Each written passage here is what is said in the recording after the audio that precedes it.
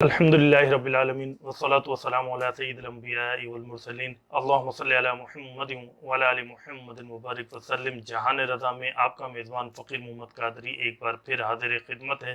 ہمارے ساتھ تشریف فرما ہیں اہل سنت کے معتبر، مستند اور انتہائی معزز عالم دین حضرت علامہ و مولانا نسیم احمد صدیقی صاحب دامت برکاتہم العالیہ۔ حضرت بہت شکریہ، آپ نے ہمیں وقت عطا فرمایا۔ ناظرین کرام، ماہ محرم الحرام کی آمد ہے، اور ماہ محرم الحرام جب تشریف لاتا ہے تو اہل بیت اطہار کی یاد تازہ ہو جاتی ہے، قربانی امام حسین رضی اللہ تعالیٰ عنہ کی یاد تازہ ہو جاتی ہے، اور اہل بیت اطہار پر ہونے والے جو مظالم ہیں ان کی یاد تازہ ہو جاتی ہے۔ پوری دنیا میں مسلمانان عالم اس یاد کو مناتے ہیں، پروگرام ہوتے ہیں، جلسے ہوتے ہیں، سیرت امام حسین رضی اللہ تعالیٰ عنہ بیان ہوتی ہے، اور فضائل اہل بیت اطہار بیان ہوتے ہیں، فلسفہ شہادت بیان ہوتا ہے۔ ہم نے بھی جہان رضا میں یہ کوشش کی ہے کہ ہم 10 روزہ محرم کے پروگرام، بہت مختصر پروگرام آپ تک پہنچا سکیں، جس میں ہم جان سکیں کہ فلسفہ شہادت کیا ہے، جس میں ہم جان سکیں کہ واقعہ کربلا کیا ہے، اور اہل بیت اطہار کی قربانیاں کیا ہیں، اور دین اسلام کو بچانے کے لیے امام حسین رضی اللہ تعالیٰ عنہ نے جو قربانیاں اللہ کی بارگاہ میں پیش کی، اور اسلام کو بچانے کے لیے، اور اپنی اہل بیت کی جس طرح سے قربانیاں پیش کی، جانوں کے نذرانے اللہ کے حضور پیش کیے، ان سارے واقعات کو ہم جاننے کی کوشش کریں گے۔ حضرت علامہ مولانا نسیم احمد صدیقی صاحب دامت برکاتہم العالیہ سے پروگرام کی ابتدا انشاءاللہ، آج کا ابتدائی پروگرام ہے ہمارا، اس کی ابتدا انشاءاللہ ہم یہاں سے کرنے جا رہے ہیں کہ سب سے پہلے ہم حضرت سے یہ جانیں گے کہ صحابہ کرام علیہم الرضوان اور اہل بیت اطہار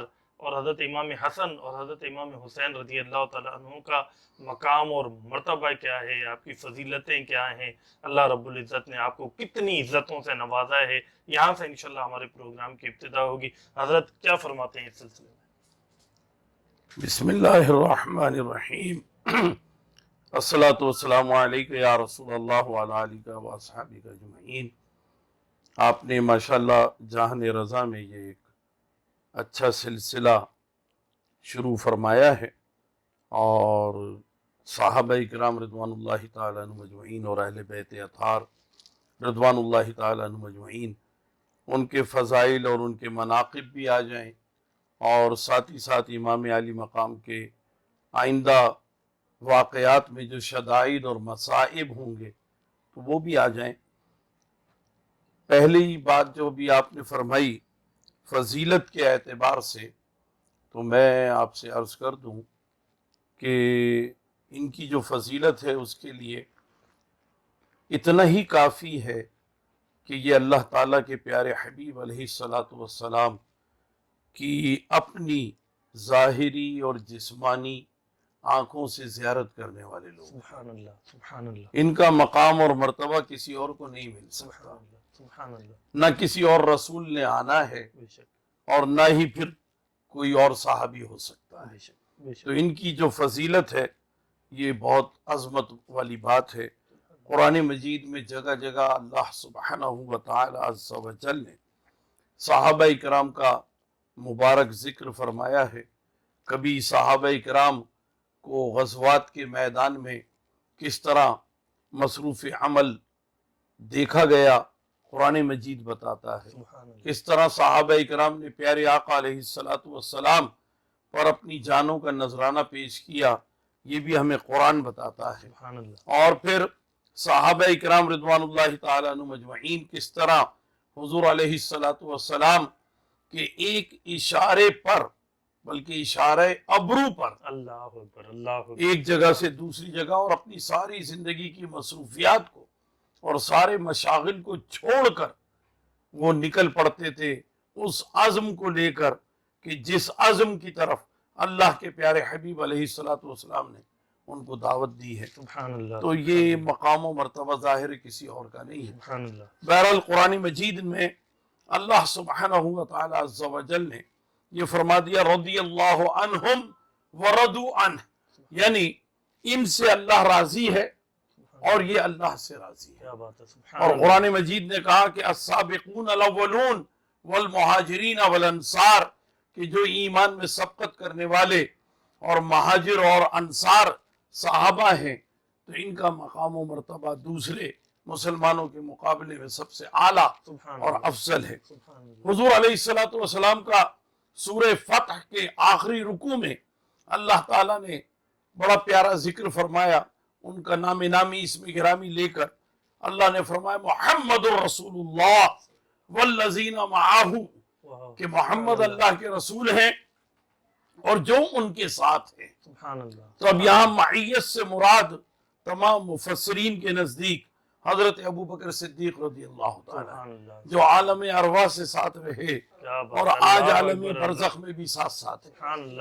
تو والذین معاہ اشداء علی الکفار، یعنی جو کافروں پر سخت ہیں، رحماء بینہم آپس میں رحم دل ہیں۔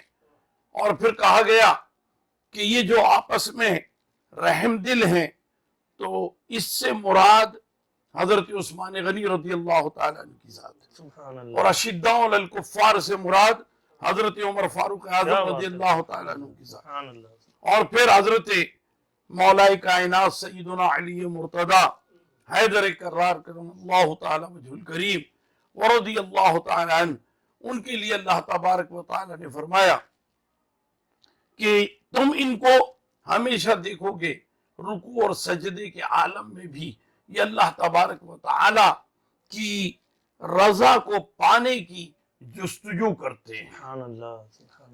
تراہم رکعا سجدا یبتغون فضلا من اللہ ورضوانا، اور پھر کہا گیا سیماہم فی وجوہہم من اثر السجود، ان کی پیشانیاں روشن ہیں سجدوں کے اثر سے۔ اور پھر اللہ نے فرمایا کہ ان کا ذکر جو ہے اس سے پہلے ذالک مثلہم فی التورات ومثلہم فی الانجیل، یعنی قرآن میں تذکرہ کر رہا ہوں، اللہ فرما رہا ہے، مگر میں اس سے پہلے اپنے محبوب کے چاہنے والوں کا ذکر توریت میں اور انجیل میں بھی کر چکا ہوں۔ یعنی میرے محبوب کے چاہنے والے ہیں نا، میرے محبوب کے صحابہ ہیں، تو ان کا ذکر پہلے بھی کر چکا ہوں۔ یعنی اللہ اس بات کا پابند نہیں ہے کہ حضرت موسیٰ علیہ السلام کے چاہنے والوں کا ذکر قرآن میں کرے، حضرت عیسیٰ کے چاہنے والوں کا ذکر قرآن میں کرے، کیونکہ قرآن تو آخری کتاب ہے، لیکن اللہ فرما رہا ہے کہ میں نے آخری کتاب میں جن کا ذکر کرنا تھا ان کا ذکر پہلی دوسری کتابوں میں بھی کر دیا ہے۔ یہ صحابہ کرام رضوان اللہ تعالیٰ عنہم اجمعین کا مقام و مرتبہ ہے۔ اور اس میں ایک بڑی حکمت کی بات ہے، وہ یہ ہے کہ جس نے طبعی لحاظ سے جتنی عمر پانی تھی اس کا ذکر پہلے کیا گیا ہے، یہ خلافت کی ترتیب ہے۔ والذین معہ، حضرت ابو بکر مراد ہے، حضور علیہ السلام کے پردہ فرمانے کے بعد 2.25 برس زندہ رہے، اور اس کے بعد حضرت عمر فاروق اعظم رضی اللہ تعالی اشداء علی الکفار 10 برس رہے، اور پھر اس کے بعد رحماء بینہم حضرت عثمان غنی رضی اللہ تعالی 12 برس رہے، پھر اس کے بعد تراہم رکعا سجدا یبتغون فضلا من اللہ ورضوانا، تو حضرت علی جو ہے ان کے بعد پورے 4.5 یا 4.25 برس رہے، اور پھر امام حسن مجتبی رضی اللہ تعالی عنہ جنہوں نے تقریباً 4 یا 5 ماہ یہ خلافت راشدہ کا حصہ بنے۔ اور حضور علیہ السلام نے بھی یہ فرما دیا تھا کہ میرے بعد خلافت علی منہاج النبوت 30 برس رہے گی۔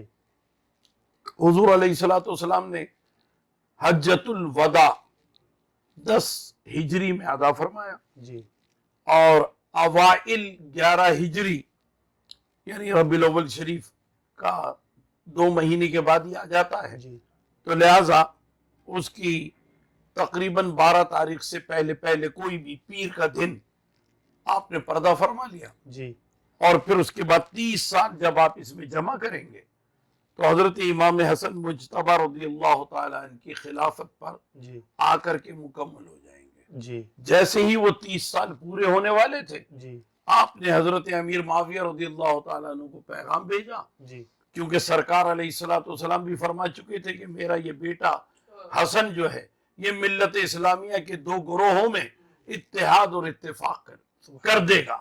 ملت اسلامیہ سبحان اللہ. یہ نہیں کہا تھا کہ دو گروہوں میں، اللہ اکبر. انسانوں کے گروہوں میں نہیں، اللہ ملت اکبر. اسلامیہ کے گروہ میں. سبحان تو اللہ. پتہ چلا جو حضرت امیر معاویہ کے ساتھ وہ بھی مسلمان ہیں، سبحان اللہ. اور جو امام حسن کے ساتھ ہیں یہ بھی مسلمان ہیں. تو سبحان اللہ. مسلمانوں کے دونوں گروہوں میں اتحاد. آپ نے دعوت دے دی، وہ کوفہ کی جامع مسجد میں حضرت امیر معاویہ رضی اللہ تعالیٰ عنہ آ گئے، جی اور پھر اس کے بعد آپ دستبردار ہو گئے خلافت سے، جی اور وہ خلافت پر متمکن ہو گئے. جی پھر 20 سال تک جی حضرت امیر معاویہ رضی اللہ تعالیٰ عنہ ان کی یعنی خلافت کا اور ان کی بادشاہت کا جی زمانہ رہا. جی یہ پہلی اسلامی بادشاہت ہے. جی اور پھر 20 سال کے بعد جی ان کا وصال با کمال ہوتا ہے، جی اور طویل عرصہ انہوں نے گزارا.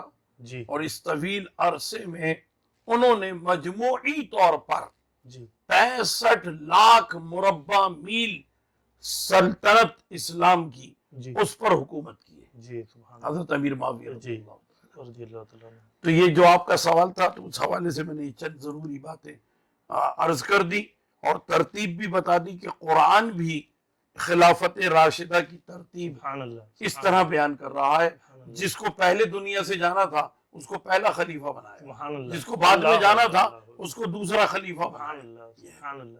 سبحان اللہ. سبحان اللہ. جزاک اللہ حضرت. بڑے خوبصورت انداز میں آپ نے مختصر وقت میں پورے ہمیں معاملات سے آگاہ فرما دیا.